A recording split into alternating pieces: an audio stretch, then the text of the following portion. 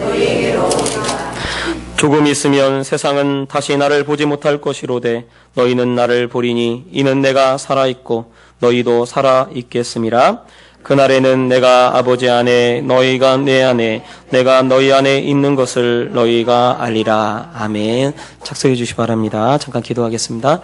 사랑의 하나님 아버지, 주님의 은혜와 사랑을 감사합니다. 하나님께서 이 시간 우리에게 말씀하여 주시고 우리가 다 하나님 말씀 앞에 있사오니 그 말씀에 순종하며 나아가는 시간 되게 하시옵소서.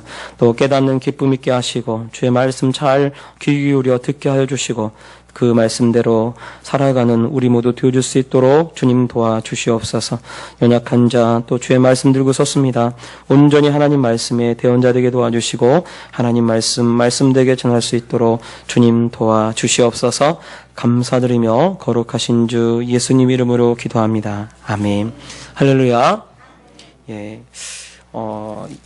교회에 오는 성도님들, 사람들을 보면 예수님을 진짜로 믿는 사람이 있고 또 진짜로 믿지 않고 그냥 종교로 하나로 오는 사람도 있고요. 또 예수님을 직접 만난 사람도 있고 만나지 못한 사람도 있습니다. 보면 신앙생활을 할 때 어떤 분들은 교회에 이제 와서 종교의 하나로 신앙생활을 하는 분이 있고요.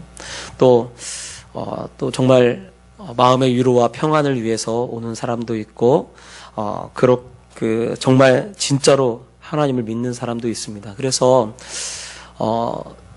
정말 예수님을 믿냐라고 할 때, 진짜 거듭난 사람입니까? 라고 그렇게 많이 묻고요.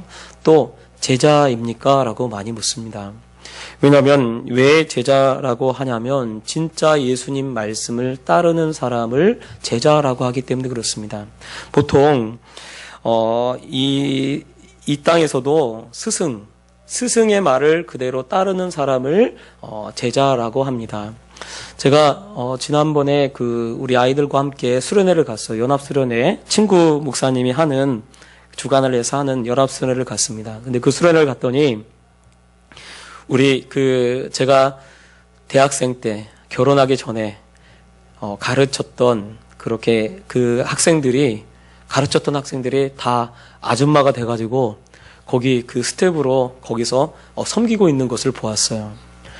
근데 이제 제가 간다고 하니까 저를 만나기를 참 고대했대요. 왜냐면 거의 16년, 17년 정도 만에 처음 만나는 거예요. 그러니 얼마나 이 마음이 얼마나 좋겠습니까? 그래서 17년 만에 선생님을 처음 만나는 거죠. 그래서 저한테 목사님이라고 하지 않아요. 선생님 그래요. 선생님.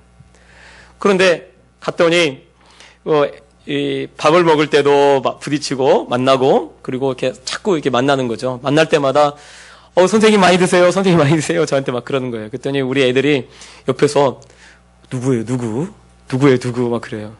그래서, 목사님이 예전에 가르쳤던 학생들이 저렇게 커가지고 아줌마가 되고 애기 엄마가 돼가지고 그래도 믿는다고 그렇게 얘기한다고 그렇게 했어요. 그랬더니 우리 아이들 중에 한 학생이 그런 거예요. 목사님, 그러면 저도 목사님 제자인가요? 동급이라 이거죠. 그 아줌마하고 자기도 이제 목사님한테 배웠으니까 목사님 제자다. 그렇게 이야기를 하는 것을 들었습니다. 제자는 스승의 말을 따르는 사람이 제자입니다. 그래서 스승의 말을 믿고 스승의 말대로 행하는 그 사람이 제자가 되지, 스승의 말은 좋게 듣지만 실제로 스승의 말대로 하지 않으면 그 사람은 제자라고 할 수가 없습니다. 그래서 예수님이 오늘 이 말씀에 보면 그 앞에 우리가 지난주에 살펴보았듯이 기도해야 된다. 즉 예수님보다 더 큰 일을 하기 위해서, 예수님보다 더 많은 일을 하기 위해서는 기도해야 된다라고 하시고 말씀하시고 나서 또 그 다음에 왜 이 중간에 제자는 스승의 말을 그대로 사랑하고 그대로 따르는 사람이 내 제자다라고 왜 말씀하시냐면 뒤에 나오는 성령에 대해서 언급하고 성령을 받아야 되기 때문에 그렇습니다. 우리가 교회를 다니면서 왜 성령의 충만함을 받아야 하고 또 성령을 받아야 되냐면 바로 예수님보다 더 큰 일을 하기 위해서, 예수님과 똑같은 일을 하기 위해서는 성령을 받지 않으면 안 되기 때문에 그래요. 그래서 예수님의 제자들에게 뭐라고 말씀하시는 거냐면 내 말대로 행하는 그 사람이 바로 나를 사랑하면 내 말대로 그대로 행할 것이다 라고 이야기를 하는 거죠. 그래서 지금 이 말씀은 그 앞에 있는 15절의 이 말씀은 뒤에 16절부터 나오는 이 보혜사, 즉 성령에 대해서 언급하는 그 말씀을 강조하기 위해서 이렇게 말씀하시는 것입니다. 여러분, 그래서요, 예수님 믿는 것도 중요합니다. 예수님 믿을 때, 그런데 또 하나는 성령을 받는 것도 중요해요. 그래서 사도행전 19장에 보면 이 에베소 교회가 있습니다. 에베소 교회는 누가 그 목회를 하는 곳이었냐면 아볼로라고 하는 목사님이 목회를 하는 곳이었어요. 그런데 아볼로 목사님은 성경에 대해서 많이 알아요. 예수님에 대해서 잘 압니다. 그래서 그 예수님에 대해서 잘 알기 때문에 복음을 전했어요. 복음을 전했는데 무엇에 대해서 모르냐면 성령에 대해서는 알지 못했습니다. 그래서 그 자기 제자들에게 말씀을 가르치는데 성령에 대해서는 언급을 하지 못했어요. 근데 마침 거기에 바울이라고 하는 사람이 그곳에 가게 되었습니다. 그래서 이 에베소 교회에 가서 바울이 딱 보면서 바울의 첫 마디가 뭐냐면 너희가 믿을 때 성령을 받았느냐라고 말씀하셔요. 그랬더니 이 사람들이 아니 우리가 성령이 있음도 알지 못했다. 성령에 대해서 들어보지 못했다. 성령 세례에 대해서 알지 못한다. 그렇게 얘기를 하니까 그러면 너희가 무슨 세례를 받았느냐? 그랬더니 무슨 세례를 아느냐? 그랬더니 요한의 세례만 안다는 거예요. 요한의 세례. 그 말씀을 하니까 그때서야 이 바울이 믿을 때 성령을 주시고 하나님께서 그 성령을 보내신다고 약속하셨다라고 언급을 하고 그들에게 안수하기 시작합니다. 그런데 12명이 되는 사람이 그때 성령을 받게 되고요. 성령이 있음을 알고 받게 되고 그리고 방언도 하게 되고 그렇게 성령의 임재의 역사가 그대로 일어나게 되어집니다. 그러니까 분명히 믿는 것도 중요하지만 또 성령을 받는 것도 너무나 중요합니다. 예수님이 분명히 그 앞에도 믿으라고 하고 기도하라고 하는데 그 다음에 오늘 또 말씀에 성령에 대해서 언급을 하십니다. 왜 성령에 대해서 언급하냐면 바로 성령을 받는 것, 성령의 충만함을 받는 것이 너무나 중요하기 때문에 그래요. 예수님이 부활하신 다음에 제자들이 예수님 부활하신 모습을 다 봤어요. 그리고 예수님이 친히 나타내셔서 정말 내가 살아있음을 다 보여주랬습니다. 그러면 그 다음엔 예수님이 살아있음을 보여줬으니까 제자들에게 야 가서 전해라. 복음 전해라. 내가 살아있다고 전해라. 이렇게 말씀하지 않았어요. 뭐라고 말씀하시냐면 너희가 예루살렘을 떠나지 말고 아버지께서 내가 약속하신 거 아버지께서 너에게 보내실 그 성령을 기다려라. 너희가 성령을 받으면 그때서야 비로소 너희가 예루살렘과 온 유대와 사마리아와 땅끝까지 이르러 내 증인이 되리라. 그 말은 성령을 받기 전에는 너희가 분명히 예수님 살아계신 걸 봤고 예수님이 부활하신 것도 봤고 그리고 예수님이 승천한 것도 봤어요. 그럼에도 불구하고 너희가 증인이 되지 못한다는 거예요. 그러므로 너희가 성령을 받아야 그때서야 비로소 증인이 되리라 라고 말씀하고 있는 거죠. 그러니까 성령 받는 것이 얼마나 중요한지 몰라요. 대부분 교회 다녀서 예수 믿으면 되지 하고 그냥 교회만 와서 예배 드리고 그리고 가는 거 거기에 만족하는데 성경은 분명히 성령의 충만함을 받으라고 되어 있습니다. 그래서 오늘 말씀도 예수님이 이 다락방 강화 이 마지막 이제 그날 밤에 곧 잡혀가는데 잡히셔서 십자가 달려서 돌아가시게 되는 그 마지막 그 순간에 제일 많이 언급하시는 단어가 무엇이냐면 바로 성령, 보혜사라는 이 표현입니다. 왜냐하면 성령 받는 것이 그만큼 중요하기 때문에 그래요. 제가 보니까 우리 애들도 성령 받기 전하고 성령 받은 후하고는 너무 차이가 나요. 목사 딸이라고 해도 성령 받은 거하고 성령 받지 않은 거하고는 차이가 있습니다. 믿음이요, 그 안에 막 그냥 들어가 있는 거예요. 성령 받기 전에는 아마 아빠가 이해가 안 됐을 거예요. 아빠가 왜 저렇게 하시나. 돈도 못 버시면서. 저번에 한번 막 얘기하다가 얘기하는데 우리 둘째 딸이 저한테 그런 거예요. 아빠도 돈 벌어요? 제가 막 웃었어요. 맞다. 아빠는 돈 버는 사람이 아니다. 아마 이해가 안 될 거예요. 그런데 예수님 믿고 나서 아마 성령 받고 나서 마음속에 아빠가 이해가 될 거예요. 왜냐하면 그만큼 성령을 받는 것이 너무나 중요합니다. 그래서 예수님이 오늘 마지막 이 밤에 이렇게 이 성령에 대해서 언급을 하시는 거예요. 그런데 오늘 말씀은 성령에 대해서 첫 번째 언급하시는 거예요. 성령에 대해서 뭐라고 언급하시냐면 보혜사라고 말씀합니다. 그래서 여기 말씀해 보면 16절에 뭐라고 말씀하시면 내가 아버지께 구하겠으니 그가 또 다른 보혜사를 너희에게 주사 영원토록 너희와 함께 있게 하리니 라고 되어 있어요. 또 다른 보혜사. 또 다른 보혜사. 이 보혜사라고 하는 이 뜻은 뭐냐면 원래는 법정에서 쓰는 용어래요. 법정에서. 그러면 법정에서 보혜사라고 하는 역할을 하는 그 사람이 누구냐면 바로 변호사입니다. 변호사. 그러니까 보혜사는 곧 뭐냐면 변호사예요. 변호사가 어떤 일을 합니까? 피고 측에서 고소를 당한 사람을 대변해 주는 사람이 변호사죠. 그리고 그 법정 안에서 유일한 피고, 즉 고소당한 사람의 유일한 편이 누구냐면 바로 변호사죠. 그래서 변호사가 때로는 말도 막아주고 때로는 그 억울함도 호소해서 해주고, 그 다음에 이 법정에서 이 사람을 지키고 보호할 사람이 누구냐면 바로 변호사만이 그렇게 그 사람을 보호할 수 있는 거죠. 그래서 많은 사람들이 이런 법정에 쓰게 되면 아주 비싼 변호사를 사용하죠. 왜냐하면 비싼 변호사일수록 능력이 있어서 능력 많은 변호사를 사용해서 그 보호하고 그리고 형량도 조금 받거나 혹은 무죄로 억울함을 풀고 풀려나기도 하기 때문에 그렇게 사람들이 비싼 변호사를 사서 쓰는 거죠.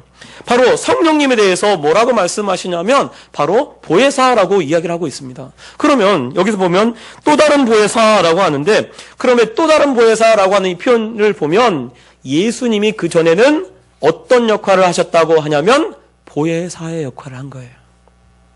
즉 제자들을 보호하고 제자들을 편에서 해주고 제자들을 위해서 애쓰고 노력하고 그렇게 했던 분이 누구냐면 바로 예수님이 이 보혜사의 역할을 했던 거예요. 그런데 이제 곧 있으면 있게 됩니까? 자꾸 이 제자들에게 얘기하는 거예요. 제자들에게 뭐라고 얘기합니까? 내가 곧 십자가에 달려 죽을 것이다. 내가 곧 아버지께로 갈 것이다. 자꾸 그렇게 말씀하니까 제자들이 불안한 거죠. 왜냐하면 자꾸 예수님이 떠난다고 하고 자기들을 여지껏, 그리고 자기들이 여지껏 3년 동안 따라다니면서 예수님 옆에서 그렇게 예수님을 쫓고 모든 것을 버리고 예수님 쫓았는데 갑자기 예수님이 돌아가신다고 하니까 얼마나 속상하겠어요. 예수님이 사라지는 거잖아요. 아니, 배도 버리고 그물도 버리고 예수님 쫓아왔어요. 어떤 사람은 세리였기 때문에 자기 직장도 버리고 예수님 쫓아왔어요. 3년 동안. 열심히 예수님 쫓아와가지고 예수님 옆에서 아마 더 큰 자리 할 거다 이러고 있는데 예수님이 돌아가신다고 하니 얼마나 속상하겠습니까? 그리고 자꾸 불안한 거예요. 자꾸 예수님 가신다고 하고 이제 못 보리라 하니까 얼마나 불안해요. 그런 제자들에게 예수님이 불안해하지 말라고 얘기하시는 거예요. 14장 1절에 너희는 마음에 근심하지 말라 하나님을 믿으니 또 나를 믿으라라고 하시면서 오늘 이 말씀을 하고 계신 것입니다. 그러면 또 다른 보혜사, 즉 나 말고 다른 분을 내가 보낼 것이다. 근데 그 보혜사, 즉 그분은 나와 같은 역할을 하실 것이다 라고 하면서 그 성령에 대해서 지금 언급을 하고 있는 것입니다. 그래서 주님 말씀에 고아와 같이 버려두지 아니하리라 라고 말씀하셔요. 여러분, 이거는 그 당시에 제자들이 이 스승과 제자가 있는데 이 스승이 소천을 하게 되면, 죽게 되면 제자들이 그 당시에 이렇게 얘기했다는 거예요. 우리 이제 고아가 됐다. 우리 이제 고아가 됐다. 왜? 스승이 죽었으니까. 이 스승을 아버지처럼 여기는 그 당시 풍습 하고 연관되어서 주님이 말씀하신 거예요. 그래서 다른 스승들은 어떻게 해요? 죽으면 제자들을 고아처럼 이제 제자들 스스로 스승이 없어졌으니까 제자들 혼자 살아가야 하는 거예요. 제자들이 스승의 말을 따라서 살지만은 그래도 혼자 살아야 되는데 나는 너희를 고아와 같이 버려두지 않을 것이다 라고 주님이 말씀하는 거예요. 그래서 그것은 바로 성령을 예수님과 똑같은 역할을 하는 성령님을 우리에게 보내시겠다라고 이야기를 하고 있는 것입니다. 가끔씩 보면요, 우리가 마치 혼자 있는 것처럼 느낄 때가 있어요. 그래서 얼마나 어쩔 때는요, 혼자다라는 생각이 딱 들면요, 막 눈물이 나요. 아, 나 혼자네. 아휴, 그리고 아니 저희 아내도 저를 이해를 못하더라고요. 정말로 나를 알 수 있는 사람은, 알 수 있는 분은 이 세상에 한 명도 없다라는 생각이 들 때가 막 있습니다. 그러면 자꾸 외로워지고 슬퍼지기도 하고 우울해지기도 하고 그래요. 그런데 오늘 말씀에 우리가 우울해하지 않고 슬퍼하지 않아야 할 이유가 있습니다. 그것은 바로 예수님께서 말씀하신 성령님께서 우리와 함께하고 있기 때문에 그렇습니다. 여러분, 오늘 이 말씀에 보면 이 성령님에 대해서 표현하기를 이 함께라고 하는 단어를 3번을 써요. 그런데 이 3번을 우리 성경은 이렇게 보이지 않는데 원문으로 가면 이 함께라고 하는 이 단어를 이 3가지의 뜻이 있습니다. 저는 오늘 이 말씀을 통해서 성령께서 우리와 어떻게 함께 하시는지 이 함께라고 하는 이 3가지 이 함께에 대해서 좀 같이 살펴보려고 해요. 첫 번째, 이 16절에 이렇게 말씀하시죠. 내가 아버지께 구하겠으니 그가 또 다른 보혜사를 너희에게 주사 영원토록 너희와 함께 있게 하리니 라고 되어 있어요. 여기서 함께라고 하는 이 단어는 어떤 뜻을 가지고 있냐면 교제한다라는 뜻을 가지고 있습니다. 교제. 여러분, 이성교제라고 하죠. 이성교제. 교제가 뭡니까? 이성교제 하면 이성교제? 우리 딸이 설문지를 가져왔어요. 이성교제에 대해서 부모님은 어떻게 생각하십니까? 라는 그 청소년의 이성교제에 대해서 어떻게 생각하십니까? 여러분, 교제가 뭡니까? 여기서 그 교제라고 할 때 이 교제는 바로 사랑을 말합니다. 사랑. 그리고 교제, 내가 저 사람하고 나 교제해 라고 하면 저 사람하고 사귄다라는 표현이죠. 사귄다라고 하는 표현은 아주 사랑한다는 거고요. 그리고 이 가까이 지낸다라고 하는 의미를 가지고 있습니다. 그 말은 함께 한다고 하는 것은 성령께서 우리에게 오셔서 함께 한다고 하는 것은 무엇을 말하냐면 바로 사랑한다는 말입니다. 사랑한다. 자, 예수님이 제자들을 이 땅에 있을 때 오늘 우리가 말씀을 살펴보면서 요한복음에 뭐라 되어 있냐면 사랑하시되 끝까지 사랑하시니라 라고 되어 있습니다. 끝까지. 그래서 예수님은 예수님의 제자를 굉장히 사랑하셨어요. 사랑하셨기 때문에 예수님이 제자들을 위해서 항상 기도하시고 제자들을 홀로 두지 않으시고 비록 제자들이 자기를 배신하고 다 주를 모른다고 떠나고 그랬다 할지라도 한마디도 그들에게 뭐라고 하지 않고 오히려 그들을 사랑하고 있음을 보여주고 있는 거죠. 성령께서 우리 안에 오셔서 뭐를 하고 계시냐면 사랑하고 계신 거예요. 사랑하는데 그냥 사랑하는 게 아니에요. 남녀의 사랑, 이런 사랑이 아닙니다. 이것은 바로 예수님이 제자들을 끝까지 사랑하듯이 우리를 그렇게 끝까지 사랑하고 있는 줄 여러분 아시기 바랍니다. 사랑하시기 때문에 우리를 어떻게 할까요? 제일 좋은 곳으로만 인도해 가는 줄 여러분 아시기 바랍니다. 그래서요, 우리가 혼자 있는 게 아니에요. 누구랑 있어요? 성령님과 함께 하고 있습니다. 함께. 즉 성령님의 사랑을 받고 지금 성령님의 사랑을 받아서 성령님께서 우리를 인도해 가는 거예요. 우리 자녀들이 있는데 우리 자녀들을 제가 사랑합니다. 사랑하기 때문에 되도록이면 좋은 길로 인도해 가려고 해요. 그리고 할 수만 있으면 내가 해줄 수 있는 모든 것은 다 해주려고 하죠. 내 능력 하에서, 우리 능력 하에서. 하나님도 마찬가지 아니겠어요? 우리를 이끌어 가는데, 우리 인도해 가는데 하나님께서 사랑하기 때문에 최고의 것으로 오늘도 우리에게 베풀어 주고 계신 줄을 여러분 아시길 바랍니다. 최고의 것으로 우리 인도하고 계신 거예요. 아이, 목사님, 요즘 힘들어 죽겠어요. 아니에요. 제일 좋은 것으로 우리를 인도한다니까요. 제일 좋은 것으로.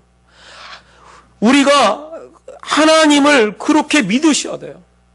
하나님이 우리를 제일 좋은 곳으로, 제일 좋은 길로, 그 길로만 우리를 인도해 가십니다. 왜 사랑하고, 왜 사귐 있게 하고, 왜 교제를 합니까? 보통 친구들을 잘 만나야 한다고 그렇게 부모님들은 많이 합니다. 왜냐하면 친구를 어떤 사람을 만나냐에 따라서 그의 삶이, 운명이 바뀌어지기 때문에 그래요.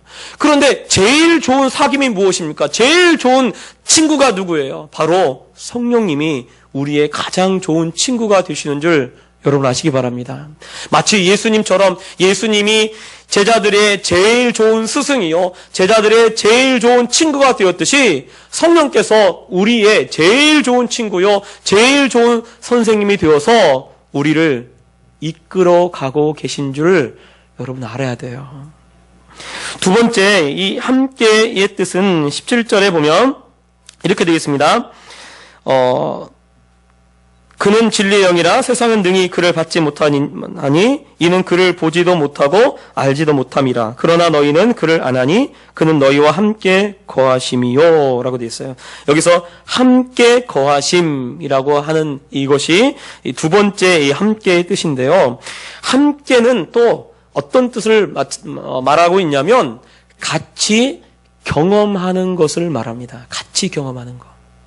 그래서 예수님에 대해서 언급하실 때 예수님을 임마누엘이라 하리라 라고 말씀하시는데, 이 임마누엘의 뜻이 뭐냐면 하나님이 우리와 함께 하신다라는 뜻입니다. 여러분, 그러면 함께라고 할 때 하나님이, 예수님이 우리와 함께 한다고 했을 때 그 함께는 어떤 의미를 가지고 있냐면 함께 경험하는 것을 말씀하시는 거예요. 예수님이 이 땅에 오셔서 배고픔도 아시고요, 예수님이 이 땅에 오셔서 슬픔이 뭔지 아시고요, 그래서 막 때로는 눈물도 흘리시고요, 예수님이 이 땅에 오셔서 억울한 일이 무엇인지를 아시는 거죠. 왜냐하면 예수님이 십자가에 억울하게 돌아가시잖아요. 그래서 예수님은 이 땅에 오셔서 어떤 것을 하시는 거냐면 사람의 모든 것을 다 경험하시는 거예요. 사람의 모든 것을 다 경험하고, 죽음이 뭔지, 아픔이 뭔지, 고통이 뭔지, 괴로움이 뭔지 예수님은 이 땅에 오셔서 다 경험하시는 겁니다. 그래서 그것이 그 모습을 보고 함께 한다고 하는 거예요. 하나님께서 우리를 아실 때, 우리의 슬픔과 우리의 괴로움과 우리의 이 아픔을 아실 때 전지전능으로 아시는 게 아니에요. 몸으로 다 경험하고 아시는 거예요. 몸으로 다 경험하고 느끼고 그렇게 아시는 것입니다. 여러분, 이 조강지처라는 말이 있죠. 조강지처라고 하는 말을 어려서 얻은 아내라고 하는 말이 조강지처입니다. 어려서부터 얻은 아내. 어려서부터 얻은 아내를 귀하게 여기다라고 이 속담에 그러잖아요. 왜 그럽니까? 어려서 내가 힘들었을 때, 내가 젊었을 때 함께 그 아픔을 경험하고 같이 겪었기 때문에, 그리고 제일 어려서 얻었던 그 아내, 또 정말 나의 힘듦과 나의 아픔을 같이 경험했던 그 아내, 또 뭐 어려서 얻지 않아도 힘듦과 어려움 시절을 같이 경험했던 그 사람이 얼마나 귀하고 소중합니까? 왜요? 그렇게 해야 나를 이해할 수 있기 때문에 그래요. 나를 이해해주고 나에 대해서 너무 잘 아는 거죠. 왜냐하면 그 힘든 시절을 같이 했기 때문에, 힘들었을 그때를 같이 경험했기 때문에 그만큼 귀하게 여기라는 거죠. 마치 이 함께는 마치 그와 같습니다. 그런 거와 같아요. 한 번은 이 스데반이 핍박을 받을 때, 그때 사울이 이 스데반을 핍박하고, 그리고 주를 믿는 사람들을 결박해서 감옥에 던지는 그런 일들을 합니다. 그런 일을 할 때 다메섹 도상을 막 지나가고 있을 때, 다메섹 그 길을 막 가는 그 길을 가고 있을 때 예수님이 이 사울에게 나타나셔요. 그리고 말씀하십니다. 사울아, 사울아, 왜 내가 나를 핍박하느냐라고 얘기합니다. 그렇게 핍박을 받을 때 어떤 일이 있습니까? 아니, 내가 당신을 핍박하지 않았는데 누구십니까? 아니, 바울이 그래요. 바울은 누굴 핍박했어요? 성도들 핍박했어요. 스데반을 핍박했어요. 다른 사람들을 핍박했습니다. 그런데 예수님이 뭐라고 말씀하시면 네가 왜 나를 핍박하느냐라고 얘기를 해요. 그 말은 바로 예수님께서 우리를 고아와 같이 홀로 두지 않고 성령으로 오셔서 우리와 함께 그 아픔과 그 괴로움과 그 모든 것을 함께 경험하고 있는 줄 여러분 아시기 바랍니다. 그래서요, 헬리나 우니엔이 쓴 이 책을 보니까 그분은 이제 그 지체장애자하고 같이 이렇게 삶을 사셨거든요. 신부님인데 지체장애자를 하거나 아니면 발달장애를 가지고 있는 이런 사람들하고 같이 이 공동체 생활을 했어요. 근데 그분이 표현하기를 예수님을 믿으니까 보니까 예수님이 조금 침도 흘리시고요. 예수님이 잘 이렇게 생활을 잘 하지 못하는 그 모습을 본다는 거예요. 자기는 그 모습을 보면서 그걸 보면서 예수님이 그렇게 하는 모습을 본다라고 하는 것을 들었습니다. 여러분, 우리와 예수님이 함께 경험하고 그 어려움을 함께 하고 있는 줄 우리가 깨달아야 합니다. 그러니까요, 사실은 위로하지 마시고요, 쓸쓸해하지 마세요. 왜요? 하나님이 우리와 함께 있어요. 아우, 나 여기 팔이 아픈데. 그러면 팔이 아프면 아마 저도 요즘 여기 오른쪽 팔이 약간씩 아파요. 그래서 아프면 저만 아픈 게 아니에요. 누구도 아파요? 예수님도 같이 아파요. 그 아픔을 아시는 거죠. 그래서 예수님에 대해서 뭐라고 합니까? 상함은 우리의 죄악을 일함이라. 그가 채찍에 맞음으로 우리가 나음을 입었도다라고 말씀하시죠. 예수님도 모든 것을 함께 경험하고 있는 거예요. 내가 지금 걸어갈 때 나와 함께 걸어가시고 계시고 함께 하고 있기 때문에 모든 경험을 다 하고 계신 거예요. 다 그렇게 누리고 있는 것입니다. 그러므로 성령을 충만함을 받을 때 우리가 성령과 함께하고 있기 때문에 하나님과 함께 모든 것을 경험하고 나아가는 것을 여러분 아시고 위로하거나 슬퍼하지 마시길 바랍니다. 세 번째, 이 뜻은 여기 함께라고 할 때 이 같은 이 표현들을 썼는데 여기 보면 또 너희 속에 계시겠음이라 라고 말씀하셔요. 너희 속에 계시되겠다. 이 말은 바로 성령의 임재를 말씀하고 있습니다. 그것은 우리 안에 사신다는 말이죠. 우리 안에 들어오셔서 사신다는 말입니다. 구약에는 성령의 임재가 없어요.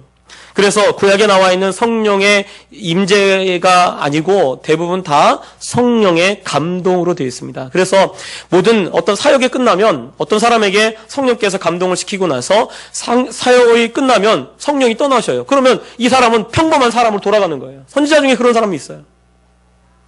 평범한 사람으로 돌아갑니다. 원래 사울이라고 하는 왕도, 사울 왕도 그러죠. 이 성령의 감동을 받고 그가 이스라엘 왕이 되었어요. 그리고 전쟁에서 엄청난 승리를 했어요. 성령의 감동을 받으니 많은 사람들이 그에게 모여들었어요. 그리고 나서 막 이 전쟁에 나가서 승리를 합니다. 그런데 성령이 어떻게 돼요? 떠나신 다음에 어떤 일이 있습니까? 악령이 그에게 임해요.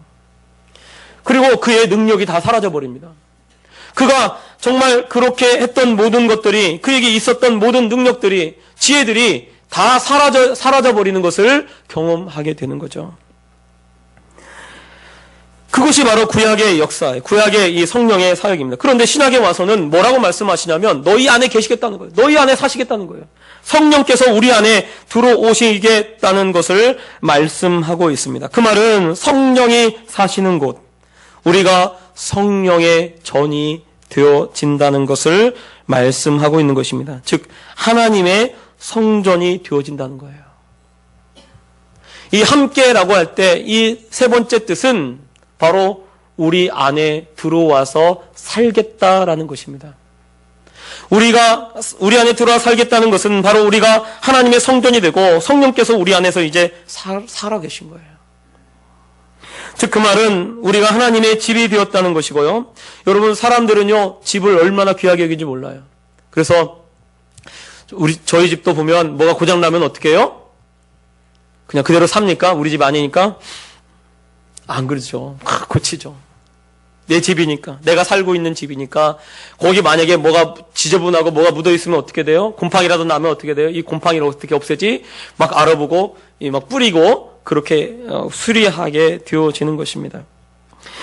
즉 우리가 성령의 충만함을 받을 때, 성령을 받을 때 우리가 하나님의 집이 되었다는 것을 의미하며, 그것은 바로 하나님께서 우리를 너무나 귀하게 여긴다는 거예요. 너무나 귀하게. 여러분, 하나님의 성전이 되었기 때문에 우리는 하나님께 귀하게 여김을 받으시는 줄 여러분 알아야 돼요. 그래서 나는요 굉장히 귀한 사람입니다. 이 세상의 어떤 것보다도 귀한 사람이 되어지는 거죠. 왜냐하면 하나님의 성전이기 때문에 그래요. 하나님의 성전인데, 아니 세상 사람들은 아우 널렸으니까 사람들이 되게 많으니까 그냥 부품의 하나처럼 그렇게 볼지 몰라요. 그러나 하나님은 그렇지 않습니다. 내가 살고 있는 집이 바로 너야 라고 하는 거예요. 그러니 하나님이 나를 얼마나 귀하게 여기고 얼마나 중요하게 여기겠습니까? 또 내주라고 하는 것은 떠나는 것이 아니에요. 이제 됐다. 여러분, 집이 이렇게 좀 불편하다고 해서 그 집을 떠나는 사람이 있어요? 불편한 거 고치려고 하지? 그래서 우리 안에 들어와서 살기 때문에 더 이상 떠나지 않고, 주님 말씀에 뭐라고 말씀하시냐면 영원토록 너희와 함께 하신다는 거예요. 즉 그 말은 우리가 이 세상을 떠날 때에도 성령의 전인 것을, 성령께서 우리 안에 거하신 것이 변하지 않고 그대로 있겠다는 거예요. 영원토록 함께 있겠다는 것입니다. 주님이 이 땅에 다시 오실 때 분명히 이 천국도 가고 지옥도 가게 될 거예요. 그런데 하나님이 성전으로 삼은 사람들은 하나님이 귀하게 여기기 때문에 다 저 하늘에서 하나님과 함께 있을 것입니다. 왜? 귀한 사람들이기 때문에 그래요. 귀한 성전이기 때문에 그래요. 그러나 하나님의 성전이 되지 못하고 성령의 전이 되지 못하는 그 사람들은 다 버려지고 부서지게 되어질 것입니다.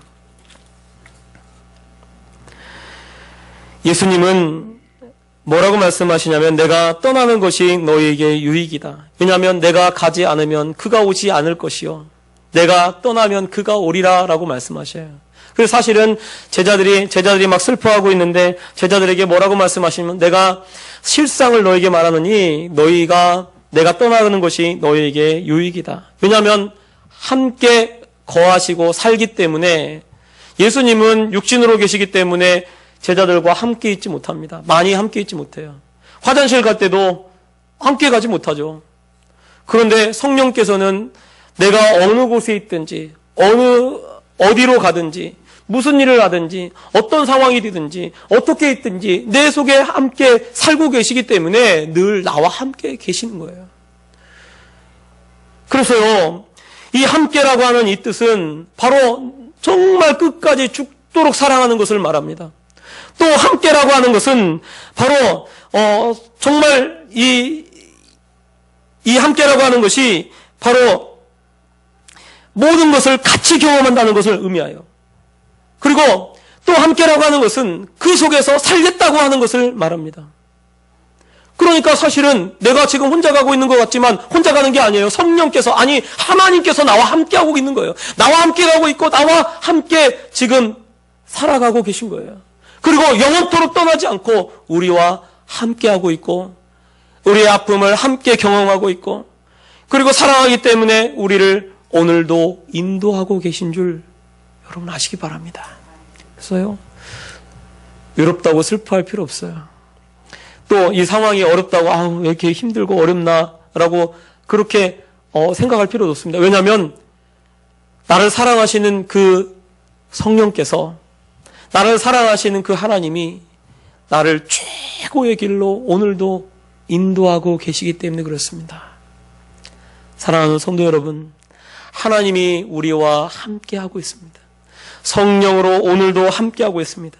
내가 혼자가 아니고 하나님이 나와 함께하고 있다는 것을 아시고, 그리고 이 한 주간 기쁨으로 신앙생활하는 그리고 우리 성도님들 되시기를 예수님 부탁드립니다. 기도하겠습니다.